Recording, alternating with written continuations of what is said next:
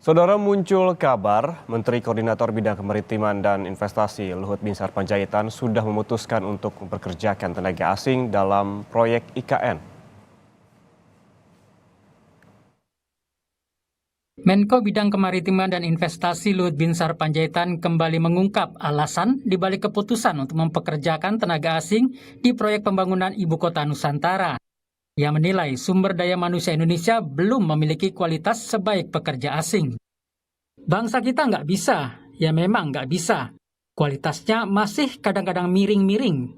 Kalau Anda lihat bangunan kita, masih banyak kualitasnya kurang bagus, tidak rapi, kuat, tapi masih belok-belok.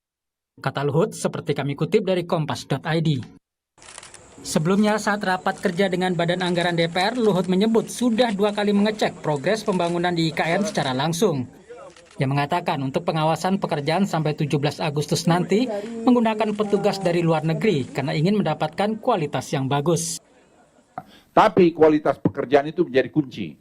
Oleh karena itu saya lapor Pak Presiden, pengawas itu kita terpaksa dengan segala hormat kita pakai bule-bule untuk menjadi kualitas. Jadi jangan nanti istana Presiden itu jadi tapi kualitasnya tidak bagus.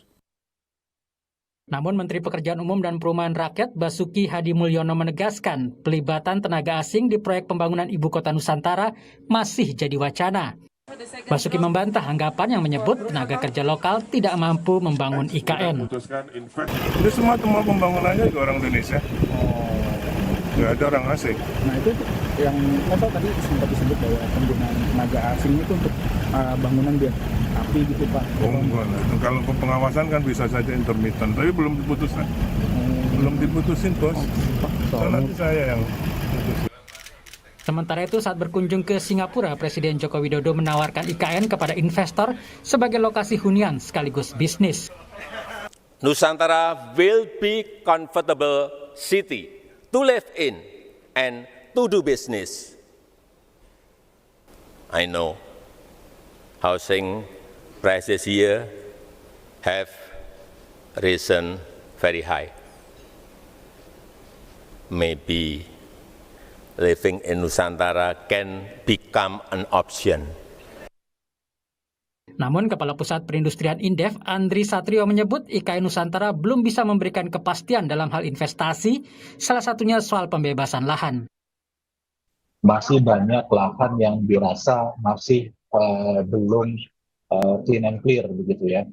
Masih ada persoalan dari pembebasan lahan itu sendiri.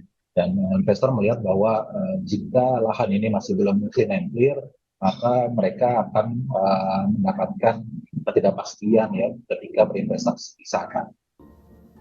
Pemerintah menyebut progres pembangunan Ibu Kota Nusantara hingga Mei 2023 mencapai 29%.